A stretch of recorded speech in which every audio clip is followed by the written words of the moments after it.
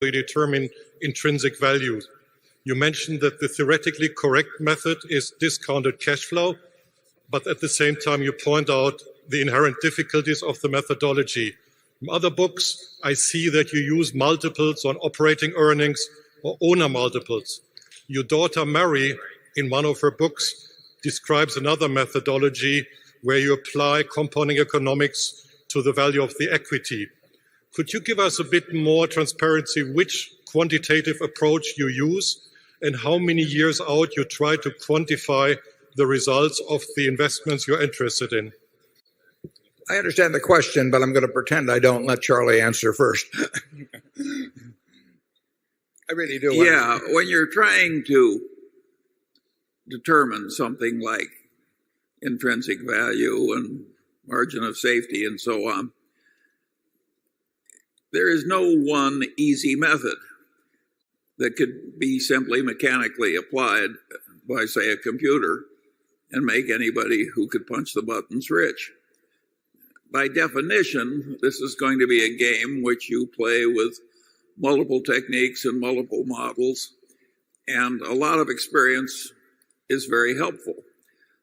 I don't think you can become a great investor very rapidly any more than you could become a great bone tumor pathologist very rapidly. It takes some experience, and that's why it's helpful to get a very early start.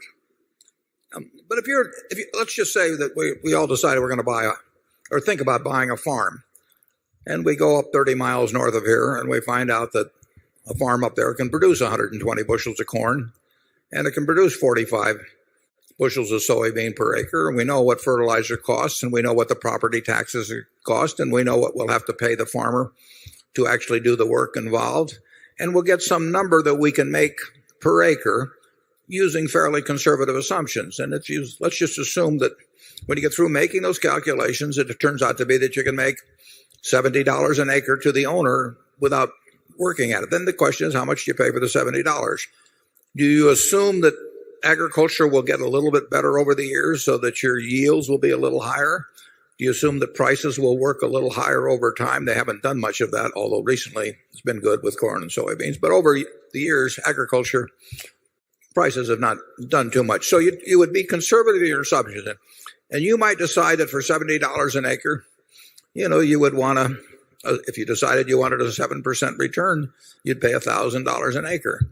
Now, if farmland is selling for $900, you're going to have a buy signal. And if it's selling for $1,200, you're going to look at something else. That's what we do in businesses. We are trying to figure out what those corporate farms that we're looking at are going to produce. And to do that, we have to understand their competitive position. We have to understand the dynamics of the business.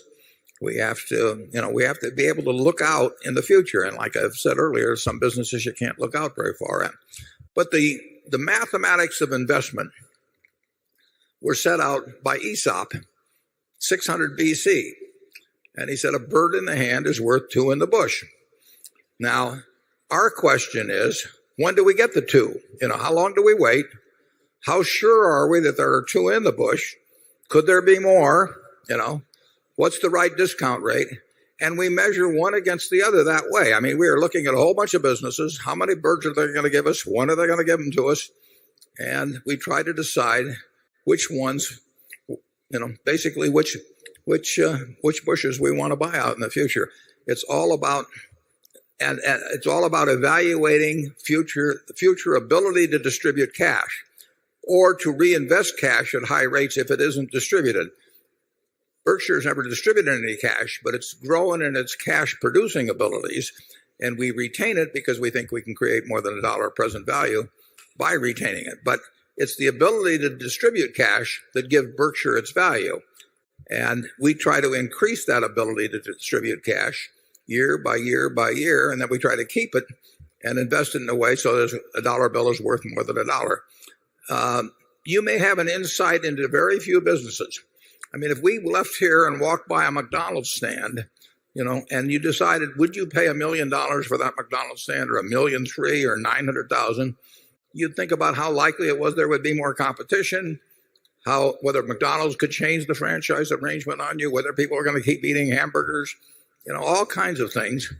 And you actually would say to yourself, this McDonald's stand will make X plus 5% maybe in a couple of years, because over time prices will increase a little. And that's all investing is. But you have to know when you know what you're doing, and you have to know when you're getting outside of what I call your circle of competence and you don't have the faintest idea.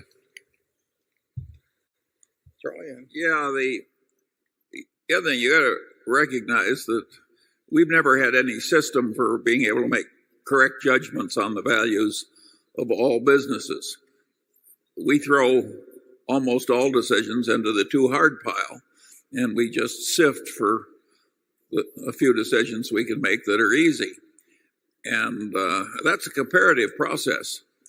And if you're looking for an ability to correctly value all investments at all times, we can't help you. No. We know how to step over 1-foot bars. We don't know how to jump over 7-foot bars. But we do know how to recognize occasionally what is a 1-foot bar. Yeah. And we know enough to stay away from the 7-foot bars, too.